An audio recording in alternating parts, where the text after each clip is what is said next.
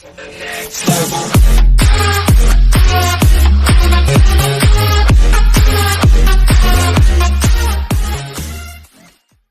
one had ever heard of my Hotel U Reader mistake story.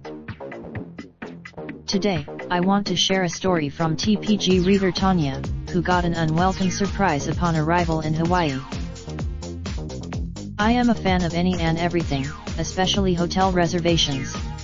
In May of 2015, he asked other drivers nearby, and they too had never heard of the hotel. Totally confused, fortunately, they spared a room even though they were sold out, and they saved the day. I spoke to several. Hotel apps are handy for browsing nearby properties and can help with tasks like checking in, selecting your room or even, but I don't think they're ideal for deciding where to stay. You can tell a lot. Reading up on your hotel can also help you avoid experiences like Tanya's. I haven't encountered. I appreciate this story, and I hope it can help other readers avoid making the same mistake.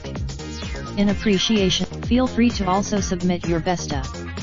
If your story is raindrop, drop top, smoking, no cooking the hot pot. I keep fucking on your bitch, yeah, that. Looking up, open the park,